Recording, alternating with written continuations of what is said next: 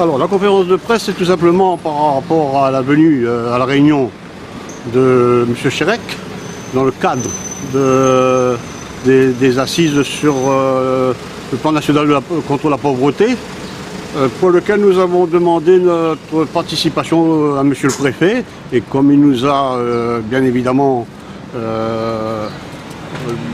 mis de côté, et nous on n'est pas les seuls, parce que ce matin encore j'ai vu dans les journaux que les associations se plaignaient également que M. le préfet n'ait pas entendu leur message. Ben, nous on a décidé de présenter à la presse nos propositions pour sortir de cette pauvreté.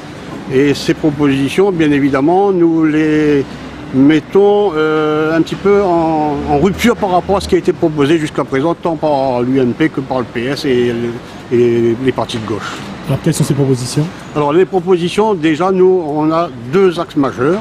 Premier axe, c'est l'éducation. Ça, c'est clair et net, l'éducation.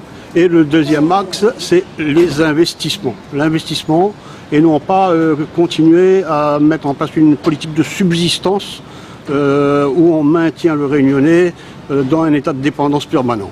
Voilà. Comment voulez-vous articuler ces propositions par rapport au contexte actuel? Alors, concrètement, par exemple, concernant la pauvreté. Alors, il est clair, il est net que nous avons ici à La Réunion un coût de la vie qui est exorbitant. Et c'est dû, à notre analyse, c'est dû essentiellement à l'octroi de mer. Puisque l'octroi de mer est une taxe sur laquelle les importateurs prennent une marge après dédouanement de leurs produits. Et donc nous disons il faut mettre en place un moratoire pour aller vers une suppression de cet octroi de mer et la remplacer progressivement, bien évidemment, par une TVA de type TVA sociale.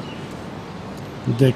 Alors, mais comment, dans ce cas-là, donner de l'argent aux entreprises, aux collectivités, parce que ça représente quand même une somme pour les communes et les départements et les collectivités?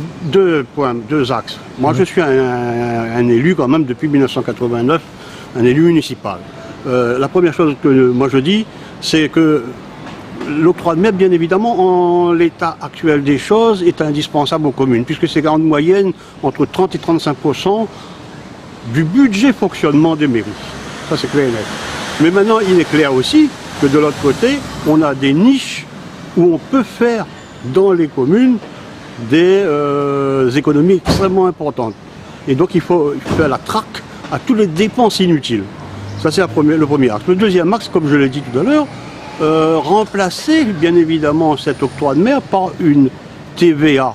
Tout simplement parce que cette TVA va permettre de donner du pouvoir d'achat aux Réunionnais, mais en même temps ça va permettre de créer un fonds qui sera donc à destination des collectivités pour l'investissement et non pas seulement pour le fonctionnement tel qu'il est actuellement.